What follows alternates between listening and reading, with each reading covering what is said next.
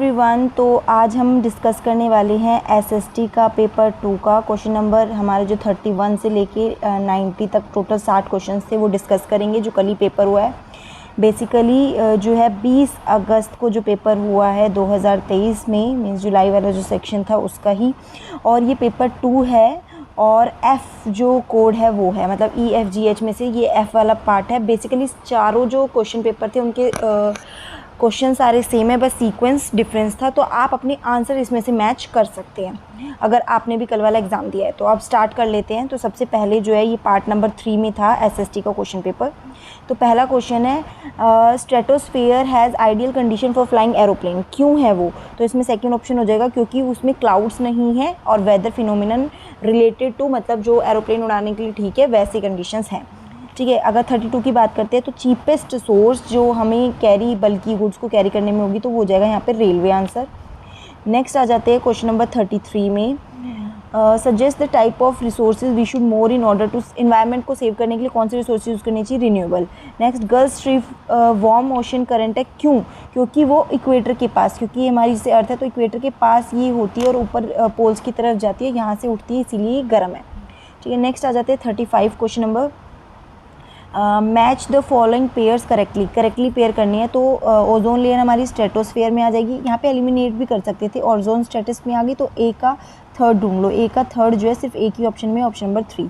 एक भी पता है तो आपको कर सकते हैं आप, अदरवाइज़ आपने वेदर फिनोमिनन से तो एक ही तो ट्रोपोस्फेयर, तो उससे भी मैच कर सकते हैं।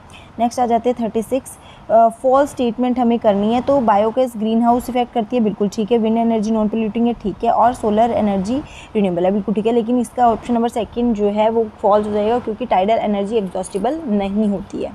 ठीक है। नेक्स्ट आ जाते हैं question number 37, consider the following statement about latitude. Latitudes के बारे में फॉलोइंग स्टेटमेंट लिखनी है। ये हमारा जैसे ऐसे हमारे लैटिट्यूड्स होते हैं सारे, तो ये इक्वेटर होता है 0 डिग्री, फिर उसके बाद 23.5, उसके बाद 66.5, ठीक है। नीचे भी 66.5 और 23.5। तो ये जो है हमारा हो जाता है ट्रॉपिक ऑफ कैप्रिकॉर्न, यहाँ पे हो जाता है हमारा नीचे की एंटार्क्टिक, ऊपर आर्कटिक हो जाता है, और यहाँ पे ट्रॉपिक ऑफ कैंसर। तो हम जो है सदर्न हेमिस्फीयर में हमारा जो होता है ट्रॉपिक ऑफ जो कैंसर कैप्रिकॉर्न होता है, नीचे में अभी होता है ना कैप्रिकॉर्न, तो नीचे की साइड होता है, तो इसलिए यहाँ पे सदर्न हेमिस्फीयर में आ जाएगा। नेक्स्ट जो है ऑप्शन नंबर 4 इसका हो जाएगा। नेक्स्ट क्वेश्चन नंबर 38 की अगर हम बात करते हैं, सी केव्स जो फॉर्म हो जाती है, मतलब ऐसे ही जो सी केव्स फॉर्म हो जाती है फिर समुद्र में, तो ये जो इरोजन होता है, वेव्स आती है टकराती है, तो उसमें इरोड कर देती है उसको, तो ऑप्शन नंबर 1 हो जाएगा। नेक्स्ट, ग्रीनविच टाइम, अच्छा ठीक है, ये हमारी जो है अर्थ है और ये हमारा GMT का टाइम है। इस साइड जब ईस्ट की साइड जाते हैं तो प्लस होता है और इस साइड जाते हैं तो माइनस होता है, तो हमें जाना किस साइड है? ईस्ट। और 1 डिग्री मीन्स 4 मिनट, ठीक है। तो 45 डिग्री मीन्स 45 को अगर मल्टीप्लाई करोगे 4 से तो आंसर आएगा आपका 180। 180 मतलब 3 घंटे। 3 घंटे बढ़ा दो आप, 3 घंटे जैसे बढ़ेंगे 12 में तो 3 PM आंसर हो जाएगा। नेक्स्ट क्वेश्चन नंबर 40 अगर हम बात करते हैं, ग्लोब के बारे में कौन सी स्टेटमेंट ठीक है? तो पहला तो लॉन्गिट्यूड लैटिट्यूड ग्लोब पे शो होते हैं, येस। टिल्टिंग होती है, बिल्कुल ठीक है। ट्रू मॉडल है, अर्थ का एक मॉडल है, बट वो ओवल शेप का नहीं होता है, ठीक है। हमारा अर्थ की जो है एक ऑरेंज लाइक शेप है, एक स्फेरिकल शेप है, बट ये ओवल शेप नहीं होगा यहाँ पे। तो option number A, B, C वाला ऑप्शन ठीक हो जाएगा, ऑप्शन नंबर 3। नेक्स्ट आ जाते हैं question number 41, natural vegetation varies from place to place. Natural vegetation place to place अलग होती है, लेकिन एवरग्रीन के लिए कौन सी चाहिए? Near equator. देखो अब अगर हम इक्वेटर की बात करते हैं, इक्वेटर वाला रीजन क्या होता है? गर्म होता है, यहाँ पे हाई टेम्परेचर होता है। जब हाई टेम्परेचर है तो रेनफॉल भी हाई होगी, रेनफॉल हाई है जब भी, तो यहाँ पे एवरग्रीन फॉरेस्ट है, तो ऑप्शन नंबर 4 करेक्ट हो जाएगा, heavy rainfall and high temperature. Next 42, imaginary line जो अर्थ को 2 पार्ट्स में काट देती है तो इसे बोलते हैं इक्वेटर, ऑप्शन नंबर 1। नेक्स्ट आ जाते हैं क्वेश्चन नंबर 43, अगर हम बात करते हैं शिफ्टिंग कल्टीवेशन कहाँ पे होती है? शिफ्टिंग कल्टीवेशन वहीं तो होगी जहाँ थिकली फॉरेस्टेड एरिया होगा। ऐसा थोड़ी है जहाँ फॉरेस्टेड एरिया नहीं है तो हम वहाँ से उठ के कहीं और जाते जा रहे हैं। तो एक एरिया पे हमने स्लैश बंद किया, शिफ्ट किया, वहीं पे हमने उगाया, उसको जलाया और वहाँ से शिफ्ट होकर दूसरे में, क्योंकि फॉरेस्ट एरिया बहुत बड़ा है। तो ए का थर्ड ढूंढ लो, एक ही ऑप्शन में, तो ऑप्शन एलिमिनेशन से भी हो जाएगा। अगर आपको मान लो कोई और पता है तो आप उससे भी लगा सकते हैं सीधा सीधा। तो बी का हो जाएगा 4th नंबर, टेम्परेट ग्रासलैंड। सी का हो जाएगा 2nd, इंटेंसिव हो जाती है, थिकली पॉपुलेटेड एरिया। और डी नोमैडिक सेमी एरिड हो जाएगा। नेक्स्ट आ जाते हैं क्वेश्चन नंबर 44 पे, विच of the following statement choose correct correction. हमें करेक्ट जो है आंसर इसमें ढूंढना है। तो देखो पहला बोला गया है federal system fulfils needs and demands of culture diversities, बिल्कुल ठीक है। फेडरल सिस्टम जो है फुलफिल करते हैं कल्चर डाइवर्सिटी की नीड्स को, बिल्कुल। और मल्टीपल लेवल ऑफ गवर्नेंस को ये सेट करता है, ठीक है ना, बिल्कुल ठीक है। Both assertion and reason correct है। नेक्स्ट आ जाते हैं 45। बीइंग प्रिजुडाइज मतलब पहले से पूर्वग्राही होने का अर्थ क्या है, मतलब हमने पहले से माइंड में कुछ ना कुछ थॉट्स बना रखे हैं। अगर हमने पहले से थॉट्स बना रखे हैं तो हम किसी को भी नेगेटिवली जज करेंगे, बिल्कुल ठीक बात है। साथ ही में हम उन्हें सुपीरियर तो मानेंगे ही नहीं। अगर हमने किसी के बारे में थॉट बनाए तो सुपीरियर मानने के लिए तो नहीं बनाए होंगे। टू डिसरिस्पेक्ट करेंगे हम उनको, और साथ में डिस्क्रिमिनेट करते रहेंगे। तो ये ए, सी और डी, यहाँ पे बी जो है गलत था तो बी से भी एलिमिनेट कर सकते थे। 20 में भी है, 20 में भी है, 20 में भी है, तो आंसर नंबर ए हो जाएगा करेक्ट। अगर आपको कभी कभी सीधा डायरेक्ट आंसर नहीं मिलते तो एलिमिनेट करके भी कर सकते हैं। देखो मैंने यहाँ पे क्रॉस इसलिए लगा रखी है क्योंकि एलिमिनेट करके मैंने आंसर्स ढूंढे थे। नेक्स्ट आ जाते हैं question number 46। During a class activity बच्चों को फ़ोटोज़ दिखाई गई, तो उनसे पूछा गया कि आदिवासीज़ की फ़ोटोज़ दिखा के और दिखाया गया उन्होंने कलरफुल क्लोथ्स पहने हुए, हेड गियर पहना हुआ है। तो ये बिहेवियर क्या दिखा रहा है कि बच्चों ने उन्हें आदिवासीज़ ही सर्च किया और बताया फ़ोटोज़ को देख के। तो ये हमारे मन में पहले से थॉट बना हुआ है कि आदिवासीज़ जो है ऐसे रहते होंगे, इस तरह के कपड़े पहनते होंगे, हेड गियर पहनते होंगे। तो इसीलिए इसमें प्रीजुडाइज है पहले से। स्टीरियोटाइप नहीं है, स्टीरियोटाइप तो एक रूढ़िवादी सोच होती है, जो कि हमारी यहाँ पे रूढ़िवादी सोच नहीं है। हमने अपने मन में एक पूर्वानुमान लगा रखा है कि वो लोग ऐसे ही होंगे, ठीक है ना, पूर्वाग्रह कर रखा है। नेक्स्ट आ जाते हैं क्वेश्चन नंबर 47, ठीक है। अगर हम क्वेश्चन नंबर 47 की बात करते हैं तो work perform by the home maker goes unnoticed. जो घर में रहने वाली लेडीज़ है या होम मेकर है वो उनका काम अननोटिस रहता है और अनपेयर रहता है, जो कि ऑफिशियल लेडीज़ जो बाहर जाके काम करती है उनके कंपैरिजन में। तो हमें इसका रीज़न बताना है, क्योंकि हाउस होल्ड वर्क को हम डिवैल्यूएट कर देते हैं, ज़्यादा उस पर फोकस नहीं करते इस वजह से। नेक्स्ट इसमें आ जाएगा फिर डिवैल्यूशन वाला। Next 48 question number, the court has interpreted right to food, right to privacy, right to pollution free. मतलब ऐसे राइट जो हमारी राइट टू लाइफ है बेसिकली, ठीक है, ये जो है ये राइट आ जाता है आर्टिकल नंबर 21 में, ठीक है। क्वेश्चन नंबर 48 का आ जाएगा option number 4। Next 49 number, the term all people are equal before the law. ये क्या शो कर रहा है कि सारे लोग इक्वल है बिफोर द लॉ। तो इसमें आ जाएगा सबसे पहले कि सभी का इकोनॉमिक स्टेटस, सभी को सेम लो, चाहे कोई अमीर हो, चाहे अंबानी हो, चाहे कोई बिल्कुल गरीब हो, तो वो सभी को सेम लॉज को ओबे करना पड़ेगा, बिल्कुल ठीक है। उसके बाद क्या बोला गया है कि कोई भी पर्सन डिस्क्रिमिनेट नहीं होना चाहिए, बिल्कुल ठीक है। इक्वलिटी का मतलब यही है, ठीक है। Next equalities cease to exist, मतलब यहाँ पे देखो असमानताएं समाप्त हो गई है, बिल्कुल नहीं है। असमानताएं तो है ही ना, इनइक्वालिटीज़ तो है ही, भले ही लॉ में ऐसा लिखा हुआ है बट असमानताएं तो है ही, ख़त्म तो नहीं हुई हैं, ठीक है ना। तो ऑप्शन नंबर सी तो एलिमिनेट कर सकते हैं। सी यहाँ पे गलत है, तो सी जहाँ जाए वो काट दो, C. Option number A B D answer direct भी मिल जाता है। एलिमिनेट करना सीखो, एलिमिनेट से बहुत सारे आंसर निकल जाते हैं। नेक्स्ट आ जाते हैं question number 50। Indian secularism is different from secularism practice in USA और इंडिया का सेकुलरिज्म जो है अलग है, ठीक है, धर्म निरपेक्षता अलग अलग है। तो हमें बताना है, आइडेंटिफाई करना है करेक्ट ऑप्शन को, जो कि डिफरेंसेस बिटवीन द टू सही से डिफरेंस शो कर रहा है। तो पहला जो आ जाएगा, यूएसए में ना ही स्टेट रिलीजन इंटरफेयर करते हैं, बिल्कुल ठीक बात है। इंडियन कॉन्स्टिट्यूशन में प्रोविजन है माइनॉरिटी के प्रोटेक्शन के लिए, हमने प्रोविजन बना रखे हैं, बिल्कुल ठीक है। यूएसए और इंडिया स्ट्रिक्ट सेपरेशन लॉ करते हैं फॉलो, बिल्कुल गलत बात है ये वाली। और ऑप्शन नंबर डी बिल्कुल ठीक है। यहाँ पे देखो एलिमिनेशन कर देते हैं। अब सी जहाँ पे भी दिख रहा है, सी है, तो डायरेक्ट हमें क्या मिल गया जो है आंसर, ठीक है। ऑप्शन नंबर जो है हमारा ए और बी सही हो जाएगा। एलिमिनेशन से हमने ये कर लिया था। नेक्स्ट आ जाते हैं 51। Which of the following pairs are correctly match, कौन सा पेयर जो है करेक्टली मैच है, ठीक है। मैसन जो है डेली वर्कर है, बिल्कुल ठीक है। डोमेस्टिक वर्कर्स को हम कैजुअल वर्कर के रूप में लेते हैं। वेजिटेबल वेंडर सेल्फ एम्प्लॉयड है, खुद ही अपना बेचते करते हैं। लेकिन सुपरवाइजर शॉप में जो है एक वर्कर के रूप में, एक जो है किसी के अंडर काम करता है, वो बिजनेस पर्सन नहीं है, वो क्योंकि किसी को एडवाइस देके काम कर रहा है। तो ऑप्शन नंबर डी वाला जो है सारा गलत हो जाएगा, डी काट दो। ऑप्शन नंबर जो है इसका 4th ठीक हो जाएगा, क्योंकि ABC सारे ठीक है हमारे। नेक्स्ट आ जाते हैं 52। The cities have witnessed increasing rural urban migration which has resulted in the growth of slum areas. मतलब लोग जो है शहरी, अब यहाँ पे देखो ग्रामीण क्षेत्रों में शहरी क्षेत्रों में बढ़ते प्रवसन के परिमाण स्वरूप शहरों में औद्योगिक स्थलों के निकट स्लम क्षेत्रों की वृद्धि देखी गई है। क्यों ऐसा क्यों हो रहा है कि वो जो है ग्रामीण से शहर की तरफ क्यों मूव कर रहे हैं, ठीक है। Why they are moving from rural areas to urban areas. तो इसमें अगर हम आंसर देखते हैं तो सबसे पहले शहरी क्षेत्रों में जीवन, अगर शहरी क्षेत्रों में कम होता तो शहरी में क्यों आते, ये तो गलत हो जाएगा, ए ऑप्शन। तो ए वाला ढूंढ के एलिमिनेट कर दो, ए, ठीक है। आंसर हो जाएगा हमारा लास्ट वाला बी और सी, ठीक है, आंसर नंबर बी और सी हो जाएगा। बाकी देख भी लो, डिस्क्रिप्शन ऑफ रूरल मार्केट कम हो रही है, ठीक है, और एग्रीकल्चर प्रोडक्टिविटी भी कम हो रही है, इसकी वजह से वो मूव कर रहे हैं, ठीक है। और ये अगर रूरल एरिया में स्किल वर्कफोर्स बढ़ रही है तो वो रूरल से यहाँ पे क्यों आती, ये भी गलत है। ए और डी गलत था, बी और सी हमारा राइट आ जाएगा। नेक्स्ट क्वेश्चन नंबर 53 की अगर हम बात करते हैं तो पब्लिक सर्विसेज में इनमें से कौन सा आता है। देखो, पुलिस सर्विस आती है, जुडिशियल सर्विस आती है, एजुकेशनल सर्विस आती है, तीनों सर्विस आती है, लेकिन कंस्ट्रक्शन सर्विसेज पब्लिक सर्विसेज में नहीं आती है। तो ए, बी और सी, ऑप्शन नंबर 3 इसका राइट हो जाएगा। क्वेश्चन नंबर 54 देख लेते हैं। Which of the following incidents are identifies as violative. SC ST जो है उनके लिए 1989 के एक्ट के अकॉर्डिंग कौन से इनमें से वायलेटिव है। तो नंबर 1 अपर कास्ट का वायलेशन, बिल्कुल ठीक है।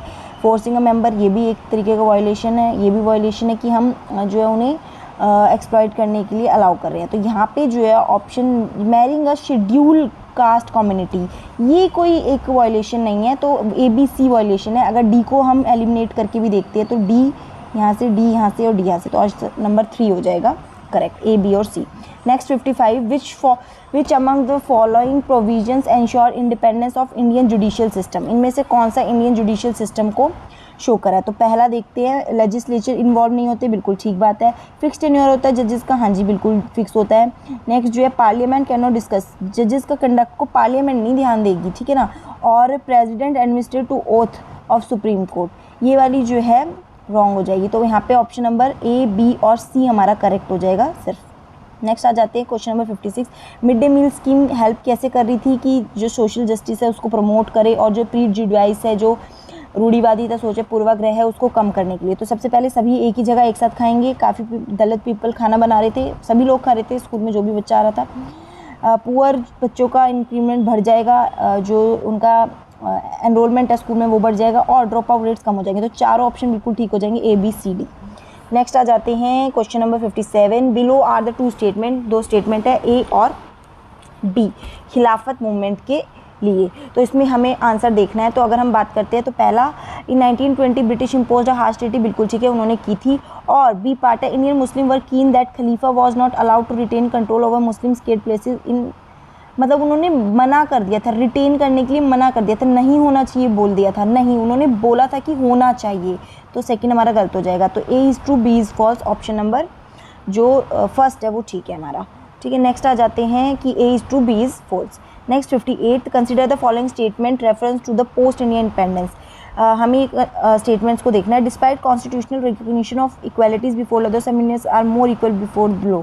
अच्छा, सबके लिए हमने बोला है कि लॉ के सामने सब बराबर है, और ये बोल रहे हैं कि कुछ के लिए अलग दर्जा, ऐसा कुछ नहीं है। सब, चाहे वो कोई भी हो, चाहे वो टॉप पोस्ट हो या चाहे वो सबसे लो पोस्ट हो, तो वो जो है एकदम सही बात है, इक्वल है सभी, एक कोई भी किसी को भी अलग स्टेटस नहीं मिलता है। तो यहाँ पे A रॉन्ग हो जाएगा। नेक्स्ट आ जाते हैं, the ideal set out in the Indian constitution has yet not been fulfilled. कुछ जो है आइडियल सेट किए गए हैं, फुलफिल नहीं हुए, तो ये भी ठीक है। मैंने इसका आंसर जो है क्वेश्चन नंबर 4 लगाया है, बट मैंने वीडियो से चेक किया है तो मेरे अकॉर्डिंग तो ऑप्शन नंबर 4 ठीक था, बट आई थिंक आंसर की के अकॉर्डिंग हम जब करेक्ट करेंगे, बट यहाँ पे मैंने कहीं से चेक किया तो ऑप्शन नंबर फर्स्ट इसका करेक्ट है कि ये बात भी ठीक है और ये वाली बात भी ठीक है।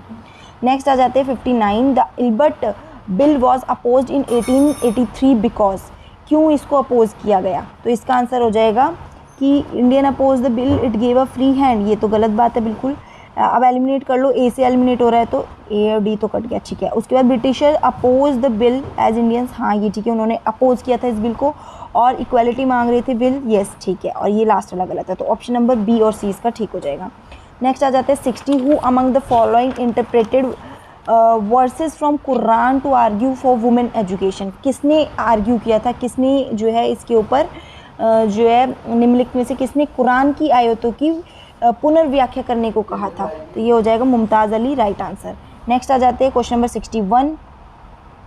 हमें इन स्टेटमेंट्स को कंसीडर करना है और आंसर देना है। तो देखो, पहला, सेकेंड हाफ सेंचुरी तक नॉन ब्राह्मण कास्ट जो है उसके अगेंस्ट लड़ने लग गए थे, बिल्कुल ठीक है। अपनी जो है मांग उठाने लग गए थे, आंदोलन करने लग गए थे, ठीक है। सनातनी मूवमेंट सेंट्रल इंडिया में हरिदास ने फाउंड की थी, जिसने लीडर्स के बीच में रह के काम किया और सामाजिक स्थिति में सुधार के लिए आंदोलन किया, ठीक है। दोनों ठीक है, बोथ ट्री। और जो ये सेकंड है ये एग्जाम्पल शो कर रहा है पहले वाले का, ठीक है, पहले का एग्जाम्पल है सेकंड वाला, बिल्कुल सही बात है।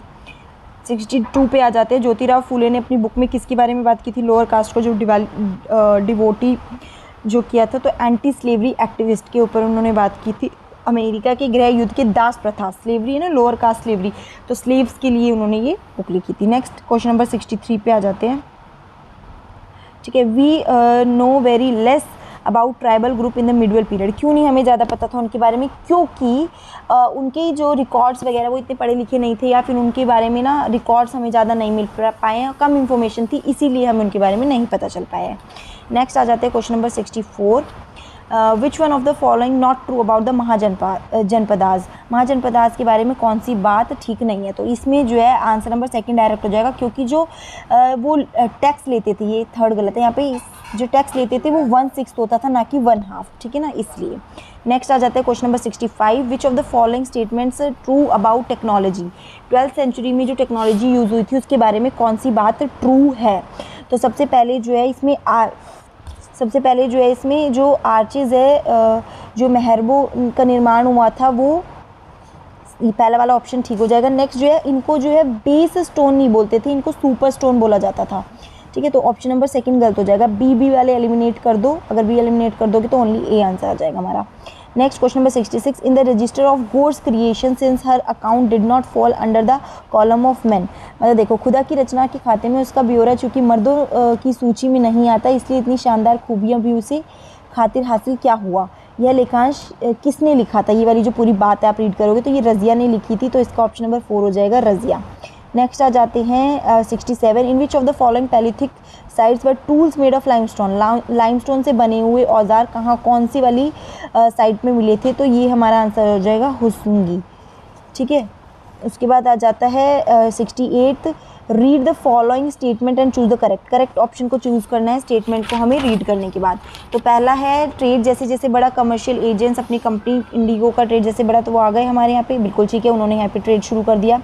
और हाई प्रॉफिट्स की वजह से इंग्लिश मैन भी हमारे यहाँ पे आ गए, और यहाँ पे आकर वो क्या बन गए? बगान मालिक बन गए, बिल्कुल ठीक है, दोनों बातें बिल्कुल ठीक है। Option number both A and R true and R is the correct explanation of A. Question number 69 पे आ जाते हैं। क्वेश्चन नंबर 69 कहता है इसका जो ऑप्शन हो जाएगा करेक्ट, पहला देख लेते हैं। Increasing demand for textile European markets in the 1670 led, मतलब क्या हुआ था, इससे क्या इफेक्ट पड़ा था जो ये इंडियन टेक्सटाइल की जो डिमांड बढ़ी थी? इससे पहला तो स्पिनिंग, ब्लीचिंग और डाइंग से जो है एक्सपांड हो गया था क्राफ्ट, बिल्कुल ठीक है। साथ में इंडिपेंडेंस बढ़ गई थी, इंडिपेंडेंस नहीं बढ़ गई थी बल्कि उन पे फोर्स हो गया था कि अब ज़्यादा तुम्हें प्रोड्यूस करना है। वैरायटी नहीं बढ़ी थी, बल्कि जो है वो जो है एजेंटों से पहले ही पेशगी लेकर काम करने की नई प्रणाली को यूज़ करने लगे थे, तो ए और डी इसका करेक्ट आंसर हो जाएगा। नेक्स्ट आ जाते हैं question number 70। Which of the following statements are true about Buddha's teaching. Buddha की टीचिंग के बारे में कौन सी बात ठीक है?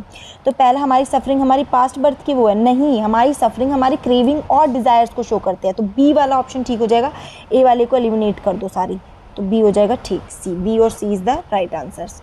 नेक्स्ट आ जाते हैं क्वेश्चन नंबर 71। अगर हम 71 को देखते हैं तो इसमें सोशल साइंस से एक स्ट्रॉन्ग कोरिलेशन आर्ट को शो करता है, येस, और पेंटिंग स्कल्पचर्स जो है अलग अलग डोमेन्स को शो कर रही है, मैनी डोमेन से लेके हमें शो करती है, बिल्कुल ठीक है, बोथ असर्शन एंड असर्शन और रीज़न ठीक है इसमें। रोज़ी जो एक पिक्चर बनाती है वुमेन की, एक women as a nurse show कर रही होती है और मैन को एक इंजीनियर के रूप में शो कर रही होती है, तो ये क्या शो कर रहा है? मतलब वुमेन जो है बेटर नर्स की तरह काम कर सकती है क्योंकि वो पेशेंट होती है, और वेयर साइंस जो है टेक्निकल माइंड की जरूरत होती है, जिसमें लड़कियां जो है ज़्यादा टेक्निकल नहीं हो सकती, तो ये बिल्कुल गलत बात है, ये एक स्टीरियोटाइप को शो कर रहा है, gender stereotype. Next 73। Some students of class 6 question that if the earth is not flat how are map show. अच्छा, हमें टीचर्स से बच्चे पूछ रहे हैं कि जो है अर्थ जो है फ्लैट नहीं है, वो गोल है, स्फेयर है, तो जो है हम उसको कैसे टीचर जो है बच्चों को एक्सप्लेन कर पाएगी? तो बच्चों को एनिमेशन दिखाएंगी कि ऐसे अर्थ गोल है, बट हम उसको चार्ट पे या फिर हम उसको मैप में कैसे शो करते हैं, तो वो उसको ओपन करके एकदम एनिमेशन से दिखाएंगी, तो ज़्यादा क्लियरिटी से बच्चा समझ पाएगा। नेक्स्ट जो है, read the following statements and choose the correct option. हमें फॉलोइंग स्टेटमेंट को पढ़ना है और करेक्ट ऑप्शन को चूज़ करना है। तो यहाँ पे जो है natural science is evidence based, बिल्कुल ठीक है, और मल्टीपल इंटरप्रिटेशन, सिंगल इवेंट के काफ़ी सारे इंटरप्रिटेशन वो दिखा देता है, बिल्कुल ठीक है, both A and B are true. Next आ जाती है क्वेश्चन नंबर 75 पे, ठीक है। क्वेश्चन नंबर 75 थोड़ा बड़ा सा है तो इसको पढ़ेंगे। Consider the following assessment questions, हमें असेसमेंट क्वेश्चंस को पढ़ना है और बताना है वीकली और अगर हम बात करते हैं जो डेली शॉपिंग मॉल्स का है और वीकली मार्केट में क्या डिफरेंस है। इसमें बच्चों ने आंसर दिए तो कौन सा जो आंसर है बिल्कुल ठीक नहीं है, फेल हो रहा है, जो आंसर ज़्यादा करेक्ट नहीं है। तो देखो वीकली मार्केट्स के भी बहुत चीप रेट, सी बात ठीक है। उसके बाद जो है वो बोल रहा है कि बच्चा स्पेसिफिक डे पे लगती है, ये वाली बात गलत है कि जो है ज़रूरी नहीं है, शायद वीकली मार्केट का मतलब यहाँ पे सारे दिनों भी लग रही हो, तो ये वाला डिफरेंस बिल्कुल करेक्टली शो नहीं कर रहा है। तो मैंने यहाँ पे गलती से आंसर नंबर 4 टिक कर दिया था, यहाँ पे मेरे हिसाब से आंसर नंबर 3 राइट होगा। नेक्स्ट 76 जो है consider the following statement question, हमें पढ़ना है what are the ways reflect the students participate in a democracy, क्या इसमें शो कर रहा है। तो हमें जो है correct to the point answer दे रहा है कि जो है क्या वेज हो सकती है कि हम जो है डेमोक्रेटिक में जो है अपना पार्टिसिपेशन कर सके। तो यहाँ पे देखो ये मैंने इसमें डेमोक्रेसी वाला लिख दिया था, बट यहाँ पे देखो डायरेक्ट क्वेश्चन ही हमें हिंट दे रहा है, वेज बतानी है। तो सीधे वेज वोट करके, धरना करके, रैली करके या फिर सोशल मूवमेंट करके हम पार्टिसिपेट कर सकते हैं। ऑप्शन नंबर 4 करेक्ट होगा यहाँ पे। Next question number 77 which of the following activities would help children to critical think, critically सोचने में क्या इनमें से ऑप्शन जो है हेल्प करेगा बच्चों की। तो देखो सबसे पहले तो अगर बच्चा क्रिटिकली सोचने की बात कर रहा है तो आंसर हो जाएगा बी और सी, क्योंकि ए से एलिमिनेट कर सकते हो। आज के स्टूडेंट स्लोगन लिखना, ये तो कोई क्रिटिकली थिंकिंग नहीं है, स्लोगन लिख दिया नहीं। ये इसमें देखो वुमेन्स थिंक करे, सोचे उनके बारे में कि वो अपना टाइम कैसे स्पेंड करते हैं, इस बारे में बच्चों को एक ब्रेनस्टॉर्म के लिए एक्टिविटीज़ देंगे, बी और सी करेक्ट हो जाएगा।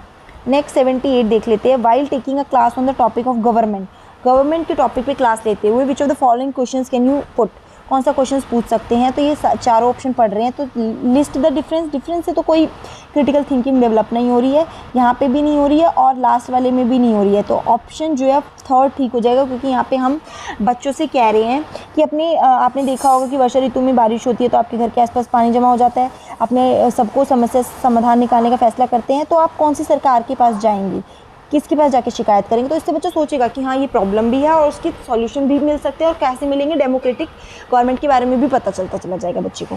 ठीक है, नेक्स्ट आ जाते हैं क्वेश्चन नंबर 79 कि टीचर बच्चों को डिफरेंस करने के लिए, कंपेयर करने के लिए बोल रही है शॉपिंग मॉल और वीकली में। देखो यहाँ पे सेम क्वेश्चन 2 हो गए हैं, वीकली वाला पहले भी आया था। यहाँ पे बच्चा अपनी जो नॉलेज है उसको एनालाइज करेगा दोनों में डिफरेंस देखेगा, तभी तो उसके बारे में इंटरप्रेट कर पाएगा। एनालाइज का आंसर हो जाएगा। नेक्स्ट जो है अब 10 क्वेश्चन और रह गए हमारे। क्वेश्चन नंबर 80 जो है विच of the following assessment question is most appropriate, कौन से मोस्ट अप्रोप्रिएट रहेंगे। तो इसमें से जो है हम बच्चों से अगर पूछेंगे कि अगर जो है आप एक स्टेट और लोकल गवर्नमेंट आपको बना दिया जाए तो आप क्या डिसीजंस लेंगे, तो बच्चा इसमें क्रिटिकली सोचेगा, अपने माइंड को यूज़ करेगा। ठीक है ना, तो ये जो है करेक्ट हो जाएगा। नेक्स्ट 81 में किस टाइप के क्वेश्चंस हमें बच्चों से फैक्चुअल मतलब रटने वाले, एकदम डायरेक्ट पूछने वाले, डायरेक्ट जो याद करके बताने वाले होते हैं। तो हम जो है टर्मिनोलॉजीज होती है वो डायरेक्ट याद करनी होती है। क्लासिफिकेशन में क्या होता है, हम क्लासीफाई कर देते हैं कि हाँ ये हमें अपने अंडरस्टैंडिंग को यूज़ करना पड़ता है। यहाँ पे ऑप्शन हो जाएगा टर्मिनोलॉजीज को नॉलेज होना। जैसे कि मैंने बोला बैलेंस डाइट याद दिलाओ, तो बैलेंस डाइट की एक आपने डेफिनेशन रट रखी है, तो सिमिलरली उस तरह से फैक्चुअल नॉलेज हो जाएगी जो रटी रटाई है, एकदम फैक्ट है। ठीक है ना, जो चीज़ें जैसे अब मरो करो या मरो का नारा किसने दिया है, तो ये फैक्चुअल है, हमें लर्न करना पड़ेगा। ठीक है, नेक्स्ट आ जाता है 82 कंसिडर द फॉलोइंग असेसमेंट, हमें असेसमेंट को कंसिडर करना है। देखो ये चारों स्टेटमेंट लगभग ठीक थी, मैंने चारों पे देखो टिक भी मार रखा है, बट मोस्ट सूटेबल यहाँ पे ऑप्शन नंबर 4 हो जाएगा, स्टूडेंट डी वाला option. Next question number 83 statements को पढ़ना है और करेक्ट आंसर को हमें चूज़ करना है। तो यहाँ पे जो है पहली बात जो होती है स्क्रैप बुक इफेक्टिव वे है, बिल्कुल ठीक है। और यहाँ पे जो सेकंड है स्क्रैप बुक में सिर्फ कोस्ट पे बेस्ड होती है, ओनली कोस्ट, तो ओनली वाला वर्ड यहाँ पे नेगेटिव है, तो ए ट्रू है, आर फॉल्स है यहाँ पे। नेक्स्ट क्वेश्चन नंबर 84 पे अगर हम आते हैं तो बच्चों को हमें इलेक्शन प्रोसीजर के बारे में समझाना है, तो हम क्या करेंगे। देखो सबसे अच्छी चीज़ होती है रोल प्ले, तो अगर हम बच्चों को एक इलेक्शन ही क्लास में करवा दे क्लास रिप्रेजेंटेटिव के लिए, तो बच्चा इजीली समझ जाएगा, बताएंगे कैसे नॉमिनेशन होती है, कैसे सबको सेलेक्ट किया जाता है, कैसे इलेक्शन प्रोसीजर पूरा तरह से होता है। तो एक इलेक्शन को क्लास में ही हम ऑर्गेनाइज करा देंगे, इससे ज़्यादा बेटर अंडरस्टैंडिंग हो पाएगी। नेक्स्ट 85 क्वेश्चन नंबर पे अगर हम बात करते हैं, बेस्ट पॉसिबल प्रैक्टिस बतानी है बच्चों के अंदर ट्राइबल्स के बारे में, नोमैडिक पैस्टोरलिस्ट के बारे में, उनके टूवर्ड्स जो है समझा सके बच्चों को। तो जो है हम एक ग्रुप डिस्कशन रख सकते हैं क्लास में। ग्रुप डिस्कशन से क्या होगा, बच्चे डिस्कस करेंगे, एक दूसरे से समझ पाएंगे, तो इससे जो है वो उनके बारे में जान पाएंगे। नेक्स्ट 86 क्वेश्चन नंबर अरेंजिंग अच्छा देखो, टीचर ने सबको जो है ग्रुप बना दिया है और यूजेस ऑफ वाटर के बारे में बोला है। अब टीचर को ब्लैक बोर्ड यूज़ करना है तो वो किस तरह से यूज़ करेगी। देखो मैंने यहाँ पे एलिमिनेशन मेथड यूज़ किया था। नोटिंग करेगी रिस्पॉन्सेज को, नहीं। रिकॉर्ड करेगी हर एक चीज़ को, नहीं। और सारी चीज़ें सुनेंगी बट रिकॉर्ड नहीं करेंगी, ये तीनों गलत थे। लेकिन अगर वो सीक्वेंस को अरेंज करेगी, बच्चे से ले लिया पॉइंट्स, बच्चे बात कर रहे हैं, उन्हें बोला कि हाँ भाई हम वाटर को ऐसे यूज़ कर सकते हैं, साफ स्वच्छ वाटर रख सकते हैं, अच्छी पॉइंट्स जो मेन पॉइंट्स हैं उनको डिस्कस करके लिखेंगी। तो अरेंज करेगी, एक सीक्वेंस बनाएंगी कॉन्सेप्ट के और थीम के बेस पे जो आंसर्स होंगे उन्हें लिख लेंगी। बिल्कुल ठीक है। 87th पे आ जाते हैं। Teachers take students of upper primary classes to district court लेके गई हैं, ठीक है, और उन्हें शो करिए चीज़ों को। तो अब एक बात बताओ, इसमें जाके बच्चे डराने के लिए लेके गई हैं, बिल्कुल गलत बात है। साथ में चैलेंजेस दिखा रही है कि भाई कैसे कैसे चैलेंजेस फेस करने पड़ते हैं, नहीं। टीचर जो है उन्हें एक्सपीरियंस देना चाह रही है कि कैसे लॉ या काम करते हैं, किस तरह से पूरा प्रोसीजर होता है, वो उनसे इंटरेक्ट करेंगे, जानेंगे। तो यहाँ पे ओनली ए करेक्ट हो जाएगा। नेक्स्ट आ जाते हैं 88 में बात करते हैं, which of the following concept should a child have prior knowledge about understanding the concept of torrid zone. Torrid zone के बारे में देखो, ये टॉरिड जोन हमें बताना है, तो ये इक्वेटर है हमारा, ठीक है। तो ये जो इक्वेटर के पास वाला पूरा एरिया होता है ये हमारा टॉरिड जोन होता है। तो इसको बताने के लिए सबसे पहले बच्चों को हमें लॉन्गिट्यूड, ग्लोब और लैटिट्यूड्स की इंफॉर्मेशन देनी पड़ेगी। तो सी से एलिमिनेट कर दो, सी और सी, ए बी और डी की हमें नॉलेज देनी पड़ेगी जिससे बच्चा समझ पाए। नेक्स्ट आ जाते हैं 89, which of the following are the prevailing misconception. Social science के बारे में क्या मिसकंसेप्शन है। देखो ये नॉन यूटिलियन सब्जेक्ट है, हमने सोचा कि भाई यार ये तो यूज़फुल है ही नहीं, हटाओ, नेचुरल साइंस ज़्यादा सुपीरियर है, ये भी बात हमने गलत बोली है। साथ में मेमोराइजेशन, ये भी गलत है। और जॉब ऑप्शन जो है स्टूडेंट्स के लिए सोशल साइंस में एकेडमिक्स में ही रहते हैं, सिर्फ वो पढ़ाई वाली लाइन में ही जा सकते हैं। तो ये चारों ही बातें जो है हमने अपने माइंड में एक मिसकंसेप्शन बना रखी हैं। तो ए बी सी डी चारों ऑप्शन हो जाएंगे correct. 90 question number, read the following statement और चूज़ द करेक्ट ऑप्शन। हमें स्टेटमेंट पढ़नी है और करेक्ट ऑप्शन देना है। तो यहाँ पे देखो क्या बोल रखा है कि नोमेनकल्चर, सिविक्स, पॉलिटिकल, बिल्कुल ठीक है। कंटेम्प्रेरी इंडिया के इश्यूज़ के लिए हमने सिविक्स को लेकर आए, सिविक्स से हमने पॉलिटिकल साइंस में उसको चेंज किया, बिल्कुल ठीक बात है। और सेकेंड ऑप्शन भी बिल्कुल ठीक है कि सिविक्स जो है ब्रिटिश राज के प्रति भारतीयों की बढ़ती अनिष्ठा की पृष्ठभूमि में औपनिवेशिक काल के समय भारतीय स्कूल पाठ्यचर्या में नागरिक शास्त्र आया था, ताकि वो शो कर पाए ये सब चीज़ें। तो option both A and R correct हो जाएगा, दोनों ही ऑप्शन ठीक है। तो ये हो गया हमारा कंप्लीट आंसर्स। हमने क्वेश्चन नंबर 31 से 90 सारे डिस्कस करे हैं आंसर। अभी जो है ऑफिशियल आंसर की नहीं आई है, जो ऑफिशियल आंसर की आ जाएगी तो ज़्यादा आंसर्स क्लियर हो जाएंगे। जहाँ भी डाउट होंगे तो आप इसी वीडियो को देख सकते हैं। इस वीडियो के नीचे ही जो ऑफिशियल आंसर की के अकॉर्डिंग जो हमने डिस्कस किया, उसमें अगर कोई भी क्वेश्चन गलत या जो भी प्रॉब्लम होती है तो हम वो जो है कमेंट में ही या फिर मैं डिस्क्रिप्शन में डाल दूँगी, ये वाले आंसर की ये आंसर है, आप वहाँ से भी डायरेक्ट मैच कर सकती हैं। आई होप आपको चीज़ें क्लियर हो गई होगी। अगर एक दो क्वेश्चंस गलत भी हो गए तो बिल्कुल, मैंने ही तो पेपर नहीं बनाया था, तो आंसर गलत भी हो सकते हैं। तो उसके लिए हम क्या करेंगे, आंसर की को रेफरेंस में ले लेंगे। 15 दिन के अंदर अंदर हमारी आंसर की भी आ जाएगी, तब भी हम मैच कर सकते हैं और रिजल्ट भी आ जाएगा। तो आई होप आपका सबका पेपर अच्छा गया होगा। वीडियो अच्छी लगी है, आंसर्स आपके मैच हुए हैं, कितने स्कोर आपके आए हैं वो कमेंट में बता सकते हैं, और कोई डाउट है तो वो भी कमेंट में पूछ सकते हैं। तो वीडियो को लाइक कर लो और अपने दोस्तों में भी शेयर कर लो। Thanks for watching the video. जय हिंद, वंदे मातरम।